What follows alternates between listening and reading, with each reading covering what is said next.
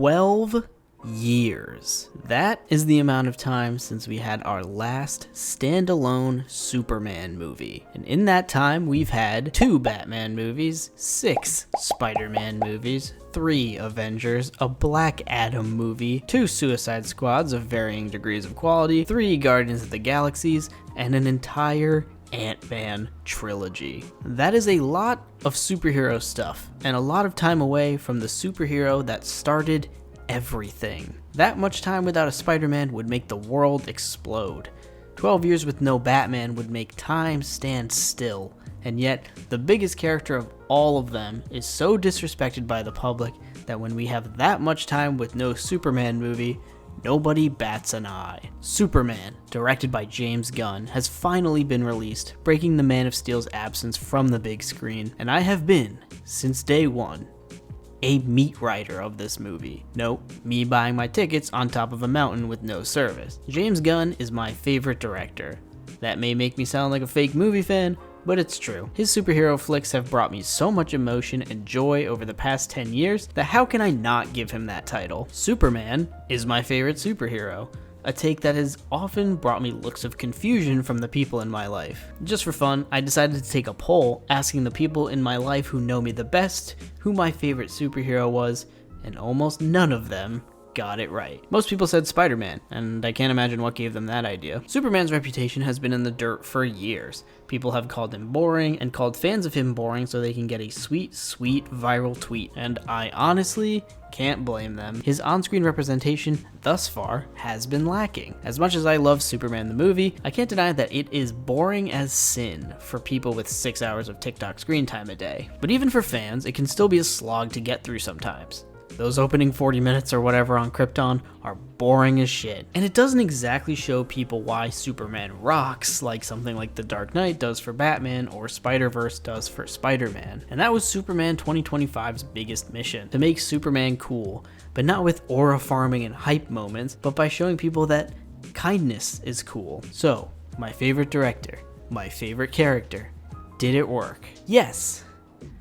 Mostly. I'll be honest, I'm a bit surprised that this did not soar to the top of my James Gunn ranking, or my Superman ranking for that matter. In fact, this might be my least favorite Marvel or DC film from him. And I don't think that speaks to this movie being bad or anything close to it, but instead to just how polished and great his other comic book projects are. Superman is a messy film. It runs at a breakneck pace. It has a lot going on.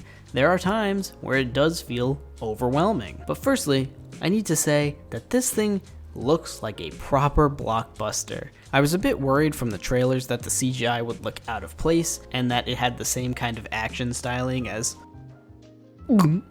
The Flash, but in the movie it looks completely fine and it doesn't really stand out at all. This is a well shot, well directed, and well made movie with a ton of care. It gave me similar feelings to the production design in something like Barbie, just really well made across the board. Metropolis has actual sense of place, it's not just Chicago, and the Fortress of Solitude looks like somewhere Superman actually might hang out. But the important thing here was the characterization of the main 3 characters, Clark, Lois, and Lex, and I gotta say, all 3 of them, performance-wise, knock it out of the park. Corn Sweat plays our Big Blue in a way that I haven't seen him played yet. This is a Clark full of love, but not necessarily the way that you think. He isn't a himbo energy nice guy playing up the positive parts of his persona. This is a Superman who is frustrated, hot-headed, and who doesn't quite understand why no one is as outraged by evil and violence as he is. Clark in this movie doesn't just walk around calling everyone sir and ma'am and talking about upholding our honorable institutions. His beliefs are seen through his actions. We can see how much he values life. He does not need to tell us. Lex, on the other hand,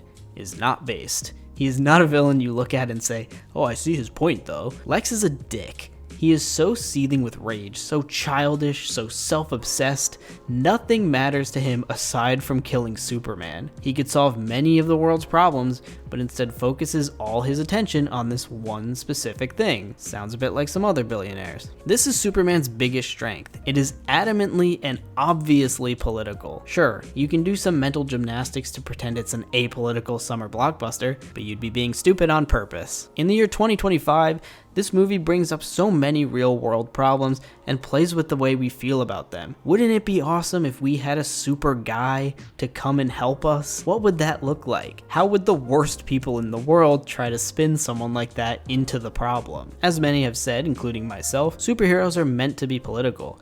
Tackling social injustice is where most of these characters are born from. If you don't have a point to make, your superhero story will ring hollow. That's why Cap 4 doesn't work where this one does. I absolutely loved that element. This isn't just a Superman who fights alien threats and dimensional imps. He fights the fight that all of us in the real world fight every day. That is Superman. Lois is another character who feels so infectious and lively, you can't even picture another person doing this Lois. Sadly, I do think she gets a little bit left out in the back half of the film, but I will not deny how great that casting was. Other standouts here include Jimmy Olsen, who I think carries even more of this movie than you think. Beyond being comedic relief, this is a character that I was just happy to see when he was on screen. I think for most people, Mr. Terrific will be the real standout. He kinda just straight up rocks. They make him cool as shit. I know that's not a very deep observation, but it's accurate. As I mentioned, the main problem with Superman is that there is a lot going on. Between the main characters, the Justice Gang, Krypto, Jimmy, Metamorpho, the Engineer, there is a lot to squeeze into a relatively short movie. And Gunn has tackled large casts before,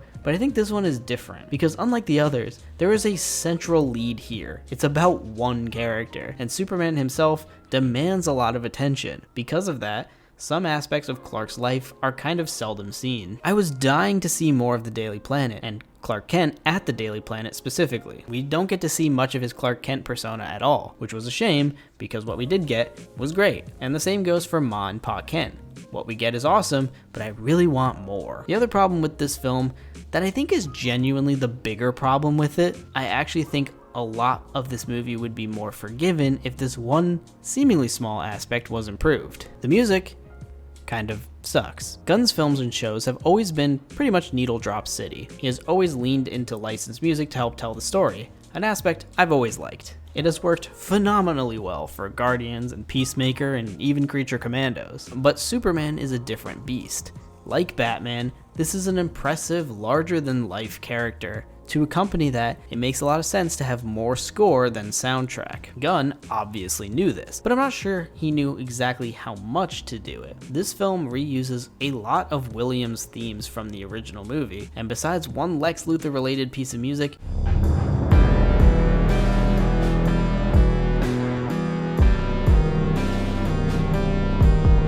nothing else stood out to me. It's oddly forgettable. It doesn't add much to the scenes, and thus doesn't do any heavy lifting during action sequences. Think back to the Batman, how much the music makes sequences like the Penguin chase and the final fight more alive.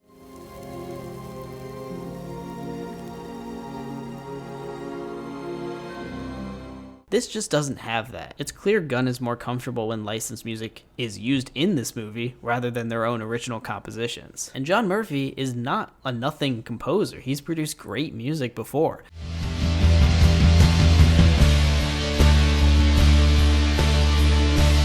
But it seems like he just may not have been the right pick here. With all said and done, this is a great Superman movie. The casting is flawless, the action is fun and inventive, the sets and on-location shooting adds a ton to this DC universe feeling authentic. Superman is a messy film, but that's okay. Much like Superman himself, it is so earnest and honest. It has a big heart. It dares the audience to believe in kindness and choose love over cynicism. And that's what I'm choosing to do. I love Superman. I love what this character represents and what he has brought to the world. Without Superman, there are no superheroes. And then what the fuck would my personality be? I am glad that this will bring a new, exciting, and fresh version of the character to audiences all around the world. That this film will inspire more people to love Clark and Lois and Jimmy like I do. I can't wait to see what's next for Superman, for DC, for superheroes in general. It is a great time for this medium. It is a great time to look up. Prepare to be destroyed, Superman. What was that? Yeah, take that, you jerk. That was a minor inconvenience. Yeah, well, that's the idea. Slowed you down. I'll say. Ow. Didn't see that coming, did you? No. Yeah, well, take that.